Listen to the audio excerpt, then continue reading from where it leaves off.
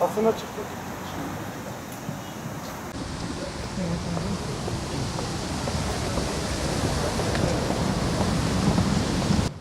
8 seferdir aileler kilometrelerce uzaktan gelip hak arayışlarına devam ediyorlar. Duruşmada sürekli eksiklikler var tabii. Bugün de tamamlanamadı. Bugün de duruşma bitmedi. Eksikliklerin giderilmesine karar verildi. Sanıklar tarafı ve sanıklar müdafileri tarafından tabii bir kısım provokasyonları oluyor duruşmada. Biz bunlara gelmiyoruz. Hak arayışımızı duruşma salonunda nizami bir şekilde takip etmeye devam ediyoruz. Bir ara şunu dile getirdiler. Özellikle sanıklardan belli ki tutuklu olanları içeride bir siyasi çalışmadan geçip duruşmalara çıkıyorlar.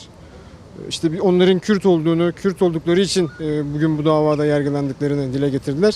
Halbuki şehitler de Kürt, maktuller de Kürt. Ortada bir Kürt meselesi yok. Ortada bir inanç meselesi var.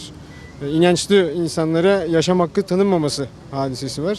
Ortada bir cinayet var. Özellikle bu meseleyi Kürtlere ilişkin bir dava gibi göstermeye çalışıyorlar ama böyle olmadığı aşikar. 7 Kasım'a ertelendi duruşma. İşte bir kısım eksikler tamamlandıktan sonra önümüzdeki birkaç duruşma içinde karara çıkmasını bekliyoruz ama henüz hala eksiklikler var. Yani dediğim gibi içeride bir çalışma olmuş belli ki.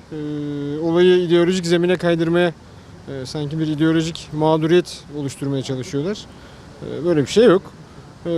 FETÖ hadisesine gelince de dediğimiz gibi yani aslında duruşma salonunda da ifade ettik, burada da ifade etmek lazım. Bu bir PKK cinayetidir. Olsa olsa devamındaki süreçte bunun üstünü örtmeye yardım eden bir kardeş terör örgütüdür FETÖ. Bunun sorumlusu PKK'dır. Çünkü 7 Ekim'de insanları sokağa FETÖ çağırmadı. HDP çağırdı. Sonuçlarına da katlanmak durumundalar. Bu bir PKK cinayetidir. Yani bunu açıkça ifade etmek lazım.